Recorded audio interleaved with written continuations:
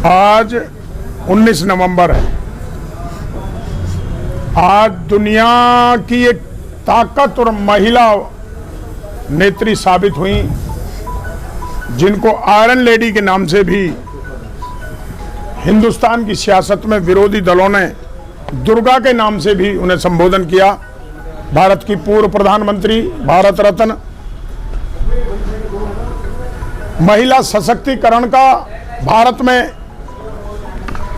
एक सबसे सशक्त नाम स्वर्गीय श्रीमती इंदिरा गांधी जी की 105वीं जयंती के अवसर पर हम सब उनको नमन करते हैं, उनको याद करते हैं। इस भाव और भावना के साथ श्रीमती इंदिरा गांधी जी ने, जो लोग आज तरह तरह की चीजें जनता के बीच गुमराहियत की फैला रहे हैं, श्रीमती इंदिरा गांधी जी ने दुनिया के नक्शे में 1971 में एक बांग्लादेश नाम के एक देश का उत्पत्ति कर दी थी और 90,000 पाकिस्तान के सैनिकों को सरेंडर करा के घुटनों के बल बैठने के लिए मजबूर कर दिया था। देश के खातिर बैंकों का राष्ट्रीयकरण, 20 सूत्रीय कार्यक्रम की कार्य योजना देश की समृद्धि और विकास के लिए, ऐसे काम इंदिरा जी ने अपने समय में किए कि आज भी भारत का कण कण, इस देश का आमजन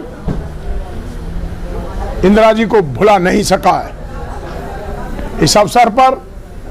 हम समस्त कांग्रेसजन उनको स्मरण करते हुए, उनके जन्मदिन के अवसर पर तमाम उन संस्मरणों को याद करते हुए संकल्प लेते हैं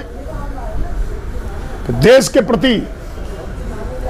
जो उन्होंने अपनी कृतज्ञता, अपनी जान देकर इस देश को समर्पित की, कांग्रेस का एक एक कार्यकर्ता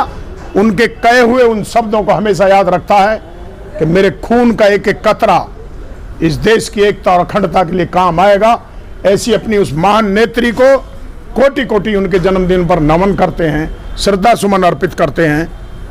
वीरेंद्र यादव जी, जिस तरीके से आप बता रहे हैं स्वर्गीय इंदिरा गांधी जी ने देश को बनाने में बड़ा अहम भूमिका निभाई, लेकिन आज जो है भाजपा के नेता, चाहे उसमें मोदी जी हो, योगी जी हो या अमित शाह जी हो, वो कह रहे हैं कि 70 सालों में कांग्रेस ने इस देश को लूटने का काम किया, इसके अलावा और कुछ नहीं किया। अब ये पुराना हो गया और ये नारा विखंडित हो गया। भारतीय जनता पार्टी और प्रधानमंत्री के कुकर्तों से विखंडित हो गया। आज साफ हो चुका है कि जो कुछ 70 सालों में कांग्रेस की सरकार और उसमें अटल जी के कार्यकाल को भी हम जोड़ते हैं, उन्होंने किया, आज मोदी जी एक एक कर चुन चुन कर उसको बेचने का काम कर रहे हैं, जो कुछ 70 सालों में बना है। महंगाई के रिकॉर्ड पर आज ये विषय नहीं था, लेकिन आपने सवाल पूछा है तो मैं दृढ़ता के साथ ये कह सकता हूं, 70 साल में सरसों के तेल की कीमतें, जो हर घर का मुद्दा है, हर घर की जरूरत है, वो 60 रुपए से किलो लीटर से ऊपर नहीं गया, लेकिन इन 7 वर्षों में वो सरसों का तेल 210 रुपए लीटर, 225 रुपए लीटर बिक रहा है। इसके लिए कोई अगर जिम्मेदार है तो प्रधानमंत्री नरेंद्र मोदी और भारतीय जनता पार्टी की सरकार है। 70 साल में जिस किसान को डीजल की महती आवश्यकता है अपने खेती काम के लिए, 70 साल में वो डीजल कांग्रेस ने कभी 55 रुपए और 58 रुपए और 50 रुपए से ज्यादा नहीं उसकी कीमतें बढ़ने दी। आज 7 वर्ष के कार्यकाल में वो डीजल 100 रुपए लीटर बिक रहा है। 70 साल में पेट्रोल की कीमतें